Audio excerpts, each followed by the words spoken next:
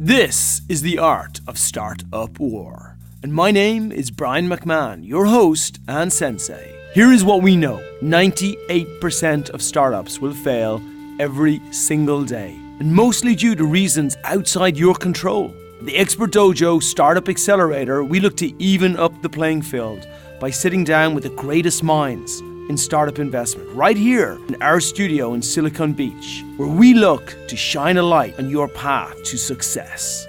Now, our guests each week have invested millions of dollars into startups and are the most respected investors in the world. Now, they share all they know with you, the listener. So join us on Tuesday mornings at 10 o'clock Pacific Standard Time, starting off your week winning the war against startup failure.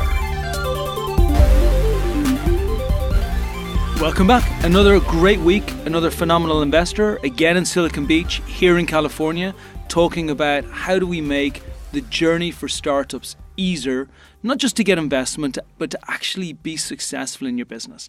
Now, today, I have a gentleman called Mr. Vince Thompson. Now, I'll read a little bit out from the bio of Vince Thompson, but I just want to start this by saying there are many people who are connected in the media space here in Los Angeles. I don't know many who are more, I could say, if we're talking about a range of companies being involved in, I don't know any who are more connected, more informed, and more involved in the media space than Vince is. So it's a real pleasure to have him on the show. I'll give you a quick little bio here. He has got an eye for transformational opportunities, as well as the ability to create business models and successfully led teams and also helps them scale.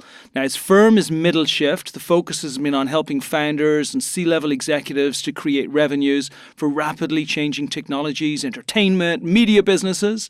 And Vince also invests in and mentors early stage companies and has got equity stakes in many, many companies, and I think mainly media companies as well. Now, alongside and through his consulting work, he served as a startup CEO, public company board member, consultant to over 30 companies, including major internet companies, TV networks, and studios.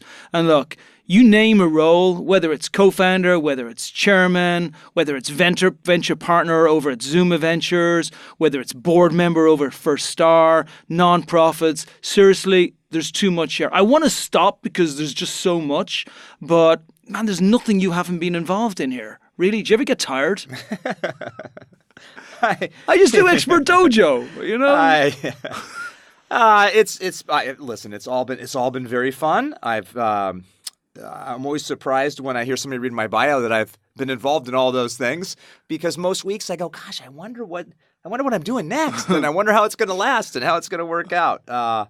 I've just been finding my way forward, and it's moments of brilliance and then a lot of struggle and a lot of failure, and I feel you. It sounds like you've been talking to my wife, actually. Yes. So I want to find out, I want to reach into your mind with everything you've learned and taught and been involved with investment. But why the love for the media space first? How did you get so deep into media, and why have you stuck with it all these years? Well, I started out as kind of a media kid, and a lot of it has to do with when I grew up, right? Yeah. I grew up in Sacramento. I got a job very early working in radio. And it was so fun for me as a promotions assistant, and then later as an on-air disc jockey. What does a promotions assistant do? Oh, they run around and give away T-shirts. So you have like 400 T-shirts at home, right? Yeah. No, I would literally ride inside the radio's promotion van, and we'd go out and do events and meet people. And I love the way media touches people in a very personal way and a one-to-one. And I love all that. And I love the creativity of the radio business. So I started in radio. I worked in television. I went into I kind of worked on feature films and did that as well through college and production, and wrote screenplays and worked in the television business, and then ultimately got involved in the internet business, which I thought was just a huge opportunity, and it turned out to be for me. And I love media. I spend less time on media today, and I'm not as connected nearly as I used to be. But I do have quite a few friends in different parts of the business. I've been blessed by a network of really great people. And I'm curious and watching, like many of them, to understand what the future of the media business will be. What do you think? I mean, I know many of your investments have been in media companies, right? And many of your involvement and equity stakes have been in media companies as well. Do you just feel very safe in that area, or are there other areas that you really like? I'm absolutely looking to expand where I spend my time and the things I learn about. And that's been a lot of my journey over the last 5 years is to do just that. I think, listen, media is communications. It's about communicating messages and changing people, changing thoughts, changing the world, expressing. Social media does a great job at empowering individuals to do that. Media, when it was centralized, worked through other more limited filters. So I love where media has gone. The monetization side of media is fascinating. We always I thought knew, you were going to say tough today. Well, yeah, and we always knew, like, look, at its core, it's a business of aggregating audience, interesting things to look at, to read, to experience, emotions to be felt by watching video. That brings audiences together. And the lowest form was really advertising. Yeah. The lowest form monetization is selling somebody an ad, right? And they don't know if it's going to work or not, so they'll give you a little money for it, and maybe it'll work, right? Yeah. And maybe it won't. But if a media company is really doing its job, it would be finding out how to translate that interest into really meaningful value for consumers. And that's probably not selling them an ad. It's probably selling them a product. It's probably giving them a solution.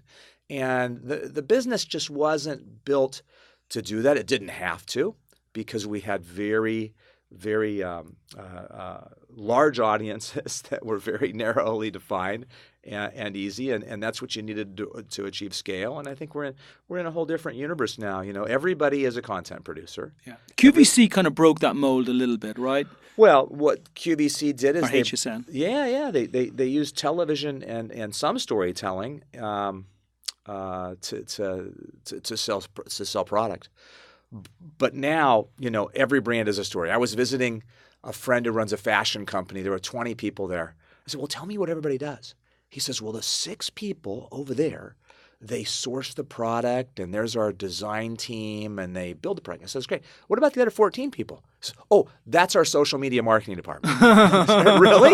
He said, oh, yeah, we produce content every day. Wow. We don't shoot a catalog, twice a year. We literally shoot models 4 or 5 times a week. Yeah. And that's the future, is building that. So that's fun, and there's fun a message to there's a message there for startups as well, right? That if you do not make noise about your product in the right way, and people don't find out about you could have the best product in the world, but neither investors nor anybody else is going to know about you, and you're going to find it much more difficult to scale.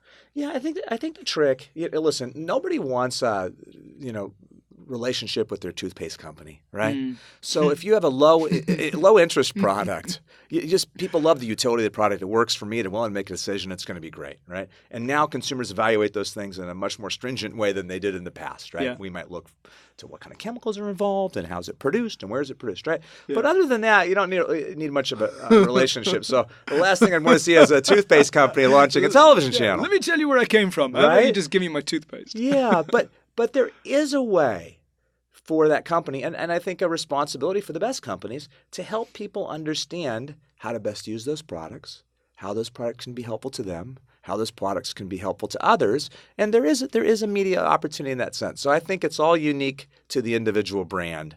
I'm sick of everybody screaming about everything all the time, Yeah. But I think that's also a phase we're going through, where we begin to learn how to talk to each other in a more effective way. Right. It might take a little while. I still feel like there's 60,000 messages coming in a day. It's overwhelming. Yeah.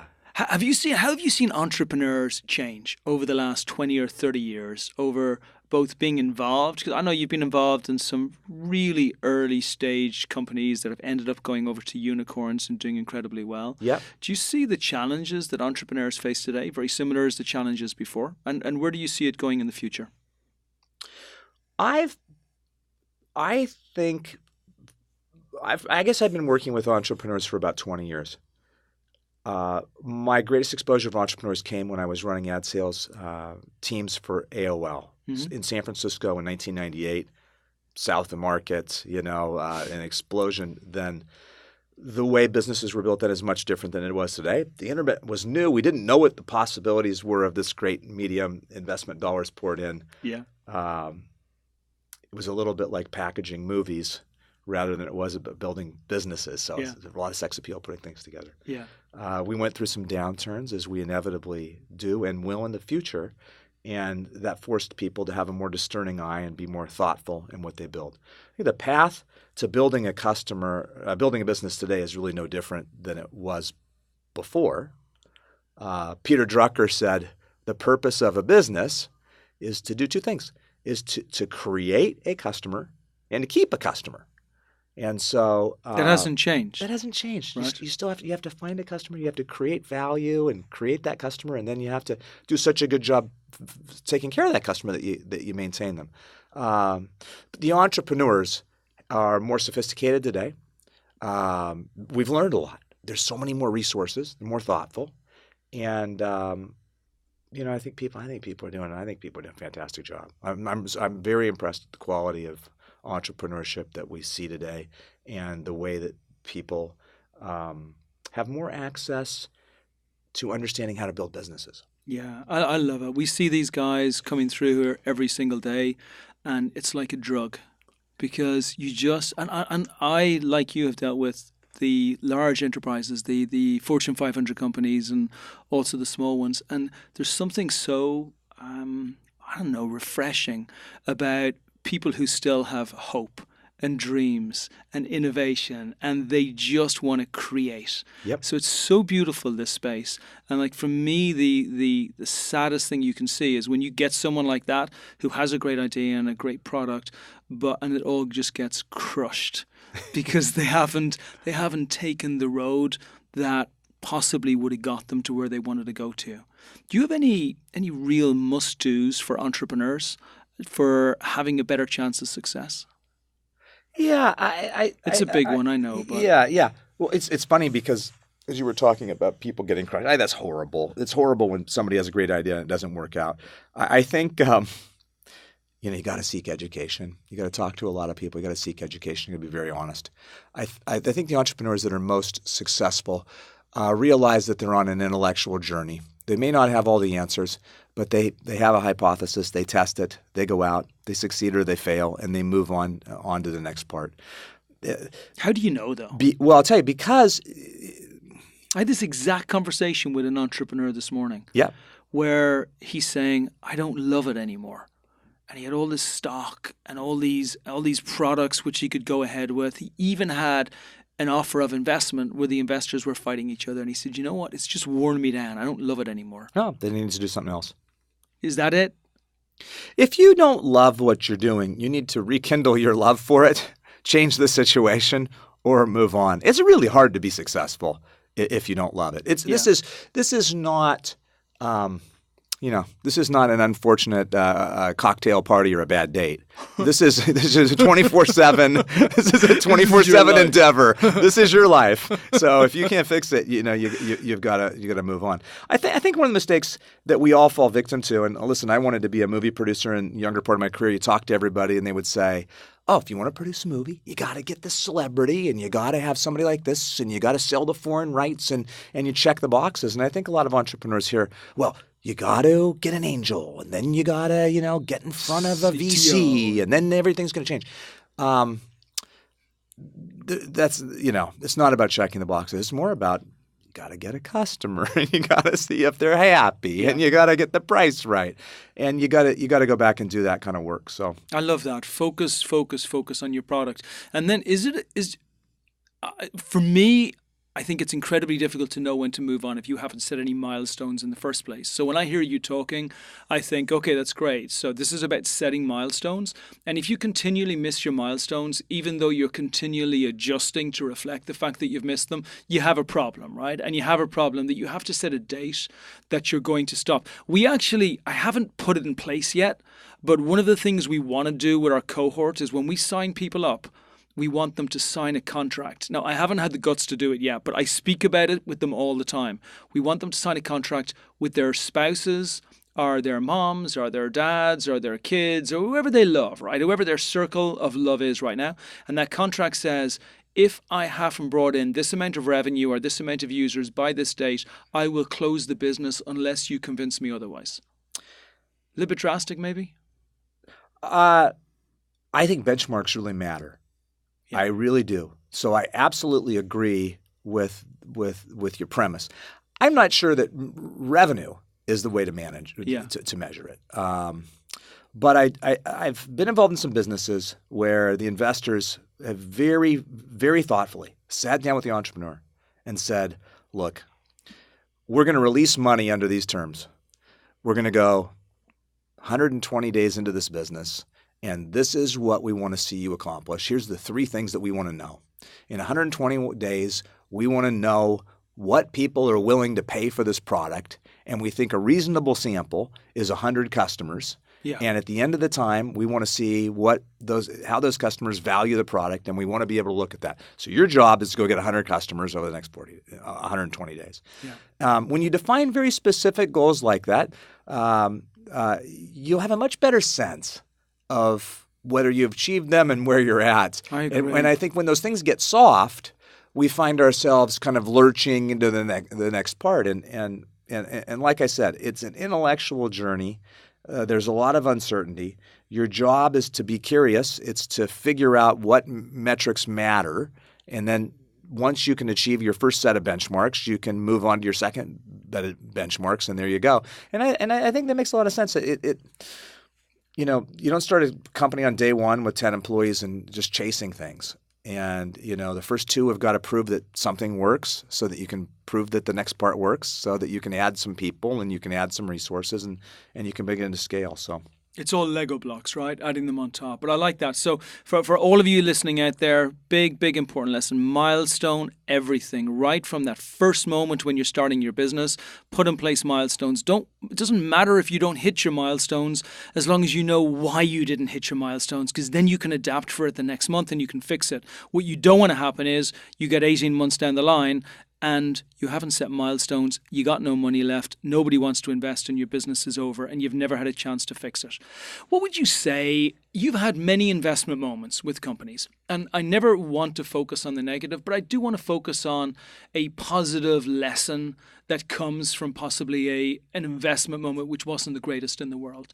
Does any spring to mind where you've been involved in it? You don't need to mention the company or the entrepreneur or anything, but anything come to mind where you worked with a company and you made a decision, and looking at it now, you would make a different one?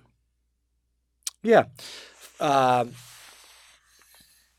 I listen, everybody I've worked with as an entrepreneur has really believed in their story. They're unique people. I love entrepreneurs. They are taking the greatest risk. They're coming out face first, and it's hard. Yeah. And you've got to.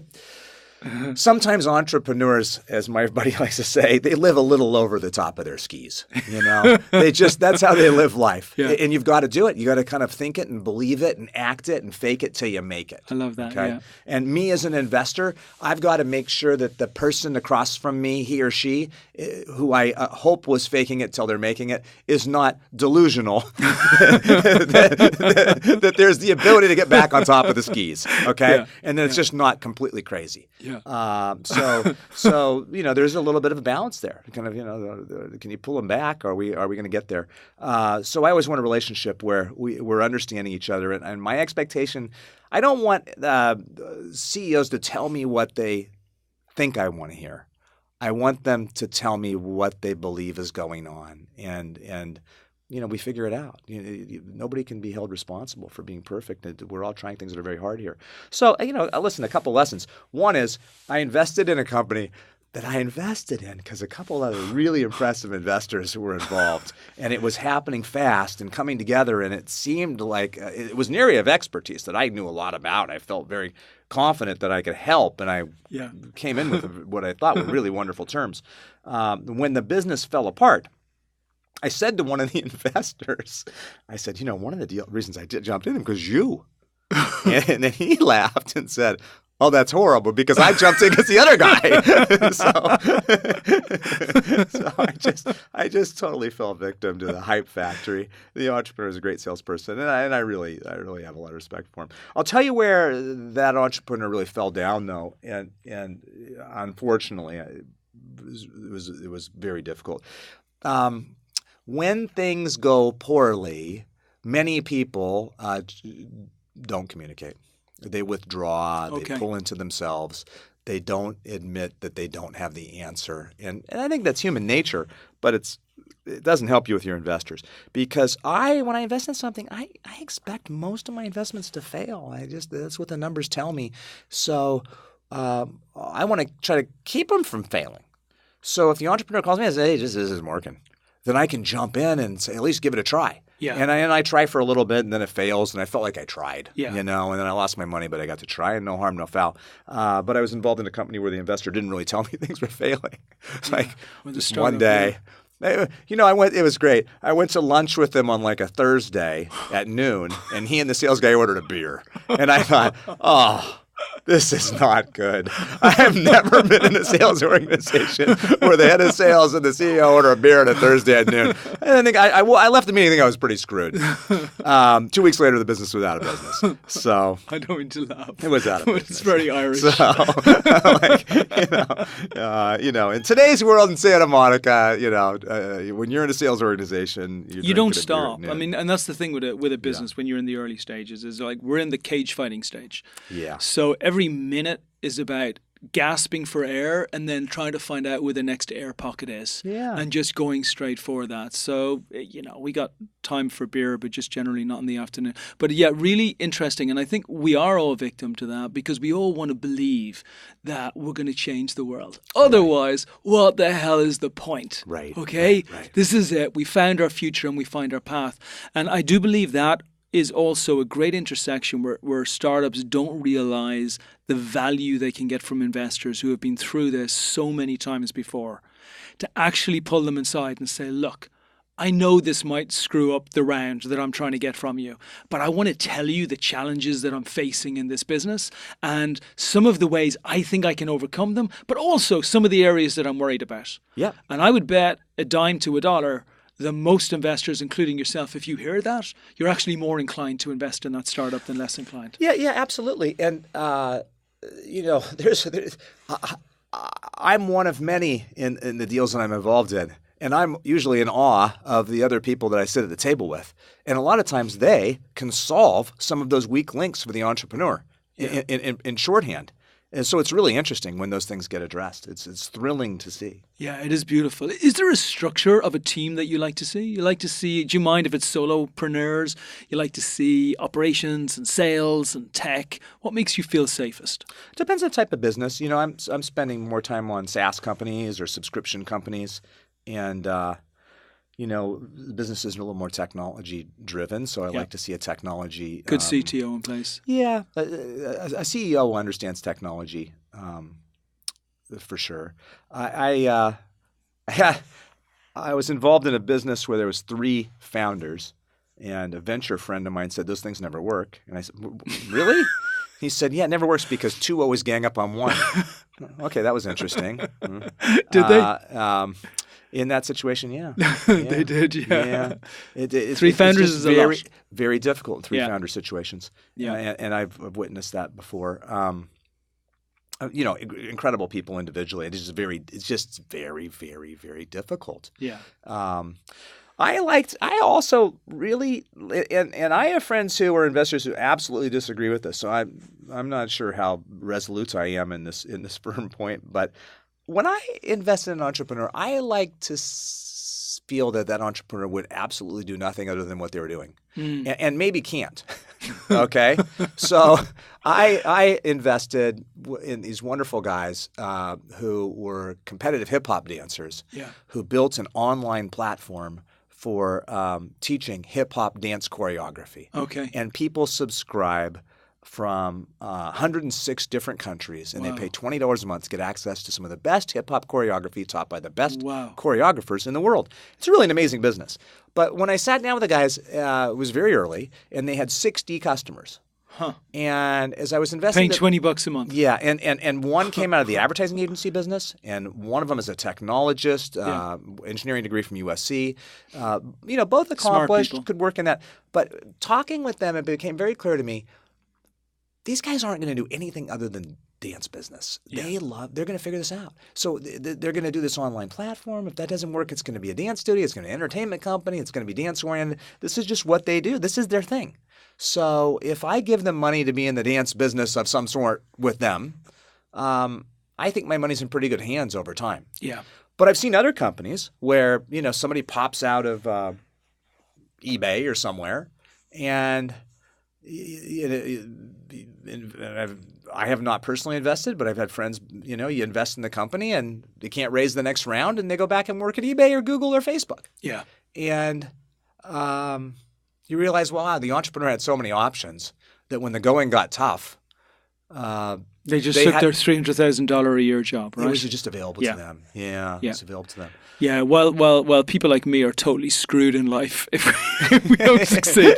Nothing else you can do. We had a great guy come through. He's become a really good friend of mine, Craig Carroll with Smart CSM, and he raised 1.5 million there about 2 or 3 weeks ago. And he would stand up in front of investors and say, "Look, I'm a 52-year-old guy. Yeah. I am great at this business. Trust me, if this doesn't work, I got no plan B, plan C, plan anything. It's all over for me." Yeah. So what you're investing in is the fact that I'm going to go through brick walls to make this work. Yeah. Those people, and it's true. Those people find success. They find success. And as an investor, it would be really wonderful if I hit some unicorns. And I've been lucky in my career to be in some great spots before. But I don't expect my entrepreneurs to hit unicorns. That's a rare, very rare thing. I expect my entrepreneurs to go out and try to build a great company that takes good care of a customer and builds a great brand. And for me, my checks are small, but I'm happy with dividends. I'm happy with other ways to get my money. Yeah. I'm not waiting around for an IPO and working on a 5-year time frame. I just want to see a great company be built and the entrepreneur realize their dream and a customer be proud. And there's nothing wrong with just building a great brand and creating a great customer relationship. Yeah, regardless of the size. Who are the types of entrepreneurs that you like, admire? Let me say more than like. You mean local entrepreneurs that I've worked with, or both local and why, and then maybe also national that people know as well, so they can get a feel as to what a great entrepreneur looks like for you? Yeah, interesting. Here in the LA community, we've got so many great entrepreneurs, and I've had the fortunate situation of getting to work with several of them. I think Ophir Tans at Gum Gum. Yeah. They've done great from nothing. Yeah, and maybe 9 years in on the company, and just a guy who gets up and just asks the questions all day long, and can we do this, and can we go here, and what can we do, and very thoughtful, and steady hand, and when he isn't successful, he finds a way to kind of find success, and he's built an amazing organization, and I think more than a couple hundred employees, and that company's doing great. It's been very fun to watch. John Skogmo at Jukin has built a culture that is just really amazing. You feel it from the minute you walk in. He's in the viral video business. It's a fun business, but it's a fun place to work. It's a really fun place to work. How did he create that? And he started in his apartment, and I don't think maybe 5-6 years ago. And there's I think 225 employees, a global company, and they're doing really well, and they're producing all kinds of great content and working well with brands and so forth. So I guess I find myself admiring people who get up every day and do their job, and they just go do their job. Yeah. And they go do their job the best they can, and they're kind of humble about how they approach it. And they're out taking on Michael Wayne at Kin Community, another just great entrepreneur who continues just to kind of build on success. And I admire people like that. Do you think like those entrepreneurs are great because they're futurists? They can see what's going to be coming in the next wave of great innovation, or is it just because they're hard workers? Because many of us are hard workers, right? Many of us would get up in the morning and start very early, but there's few that break through. Well, I think the key success is you have to create winning cultures, and you have to go on an intellectual journey, and you have to wake up curious, and you've got to ask the questions, and you've got to put the people around you to try to solve the questions, and then you've got to make the bets.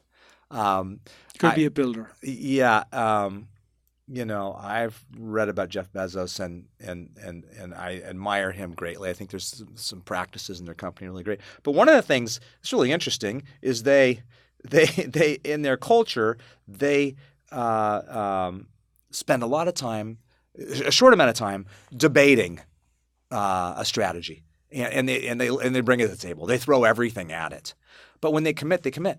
And he famously will listen to strategy and say, "I disagree, and I'm fully committed. Let's go," because that's what the group has decided.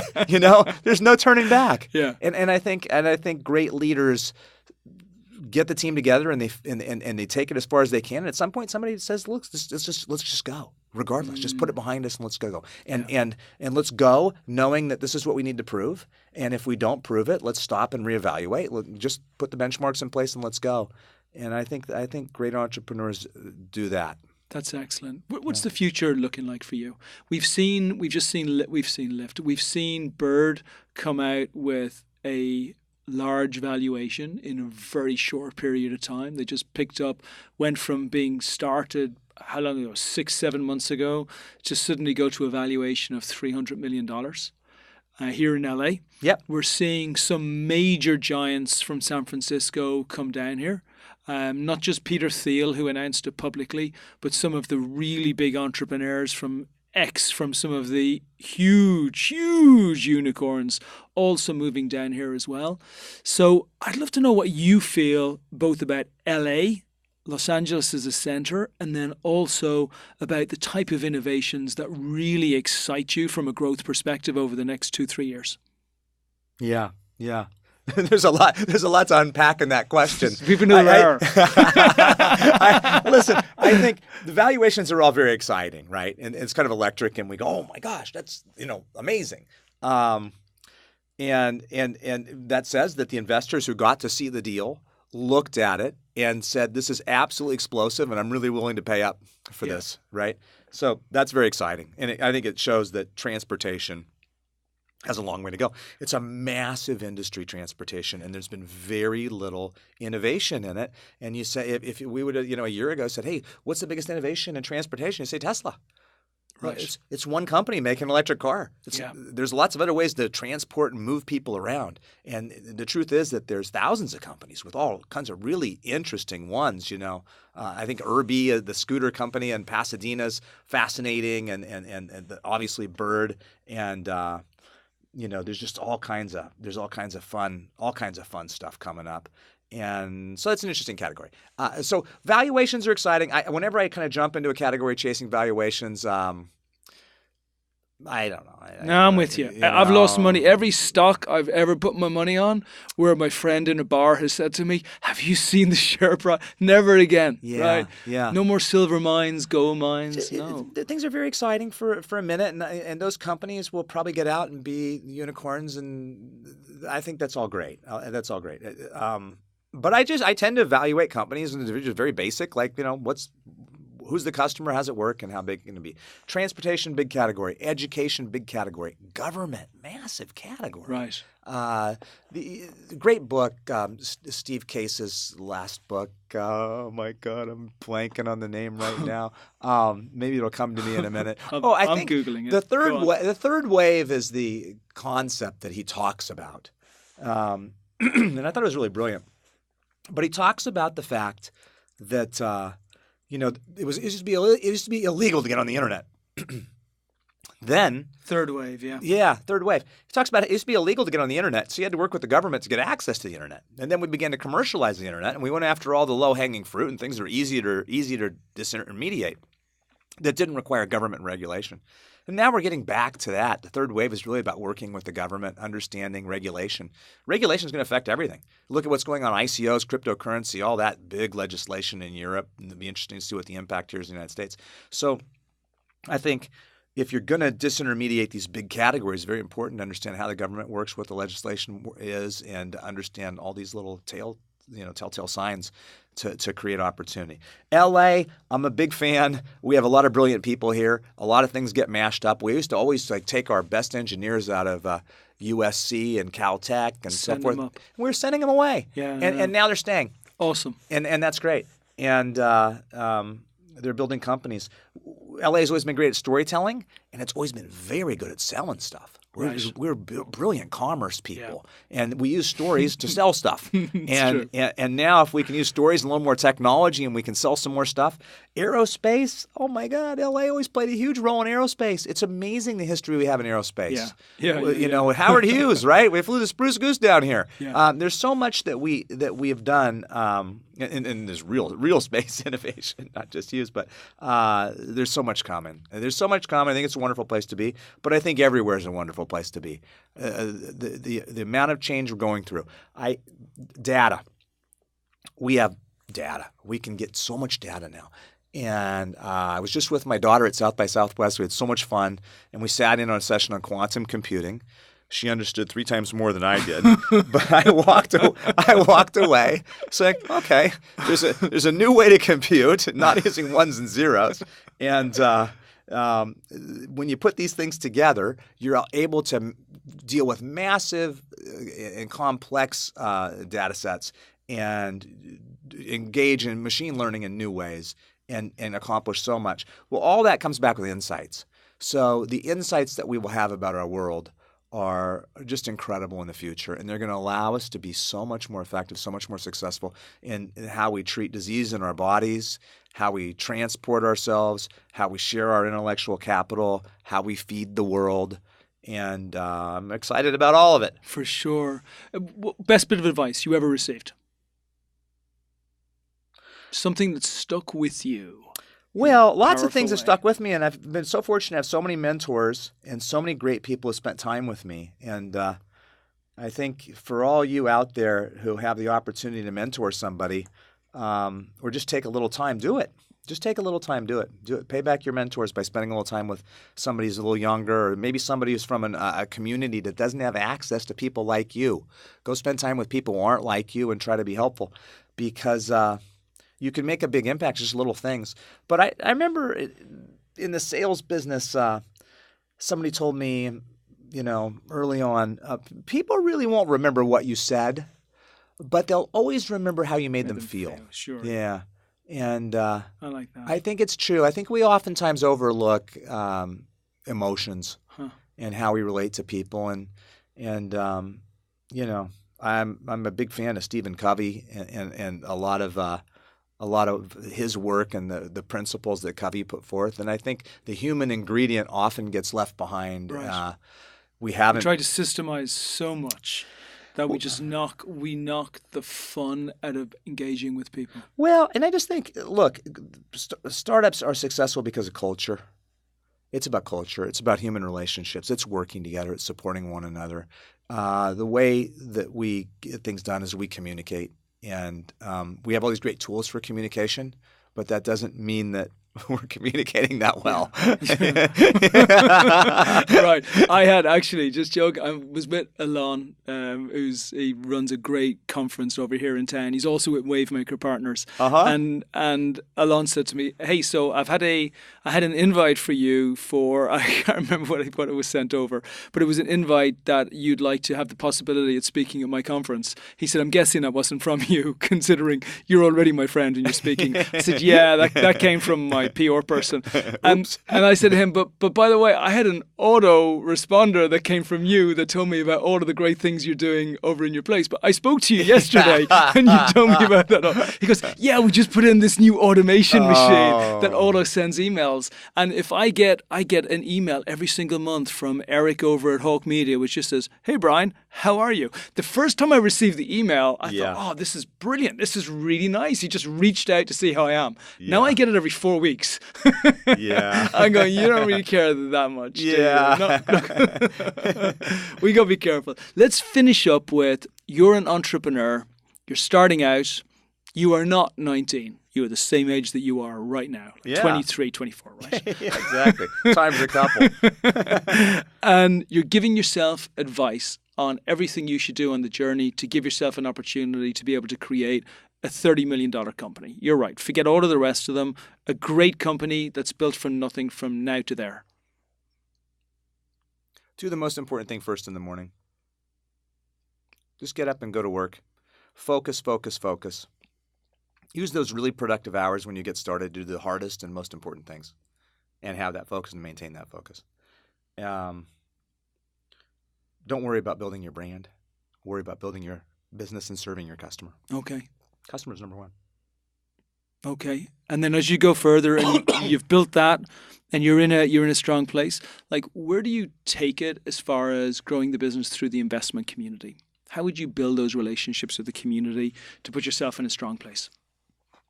Well, if you anticipate that you will need capital, and many businesses need capital, sure, then it's good to build relationships with people who influence capital. Yeah. Either directly, indirectly. Maybe they're involved in the family office. Maybe they're involved in the fund. Maybe it's an individual who has a natural interest around the category that you're interested in. Yeah. So build the relationships at the beginning before you need it so that you're in a place where you've got trusted advisors, you've got mentors around you, and you have your community long before you're ever desperate. Yeah, so I have a couple thoughts on this. Because you say, well, build relationships. People, how do you build a relationship? What do I have to offer, right? Yeah. So the way you build relationships with people is that you come as a go-giver. You come bearing gifts. Yeah. You help people. Yeah. You help people be successful. So you find out what other people's needs are. That's great. And then you contribute to their needs. And that's how you build relationships. And you don't have to have a million relationships. People think you have to have a million relationships. You just have to have some people who really care about you and are passionate about what you do. So just, it's hand-to-hand combat. Build relationships one-on-one. Be a good friend. I really like that you've said that. Expert Dojo, before it was Expert Dojo, I think I mentioned this to you when we were having a drink before, but I still wear the Pay It Forward bracelet on my wrist. It was called Pay It Forward, and the objective was serve the community, bring in the entrepreneurs, bring in the investors, bring everybody into a place. We used to hold it over the Victorian. Remember the Victorian? Yeah, absolutely. Down there? Yeah, and we would have great history there with Venice Interactive community going back. Yeah, so many years. So Brad and all those guys used to do it, and we would have about 400 or 500 people on a Monday evening come in. Amazing. The investors gave, everybody's part of it, and on one level, it's pure pay it forward because you're really helping the community without much of an ask. There's virtually nothing anyone needs to do, but on the other side of it, the community is actually giving to you because now you're building this huge community around you, and all of the relationships you want to get built with people, you're building it with them on the right level. So I like what you said. It's extremely powerful. Well, very specifically to your business, if you have a business in an industry, identify people in the industry who care about innovation and care about what you're doing, and then give them information. Help bring them into your journey a little bit. You don't have to give them your playbook, but help them learn, build a community of information seekers, and share with them. I see this time and time again. If you're innovating in the food space and you want to make some eggless bar of some sort, and you're working on this thing. Identify people who care about that and track along with them. Because those people, after a while, you've known those people for 3 or 4 years as you're going through your entrepreneurial struggle, and their careers have progressed, and they have access to capital, they know people, and those people are the ones who really come forward when it matters. It's true. Vince, you are a scholar and a gentleman. You are a servant of the startup community. Trying to be. You are there for everybody when they need them. I appreciate you coming in. I know all of Santa Monica appreciates you being around for the last 20 years, giving and taking part in the whole community. And, just great to have you around, my friend. Well, thank you. I'm such a big fan of your work at Expert Dojo and so many companies that you've brought education to. And it's a noble cause. And I know that you work as hard or harder than any entrepreneur, throwing yourself out there every day on behalf of these businesses. I specialize in poor people who aspire not to be so poor.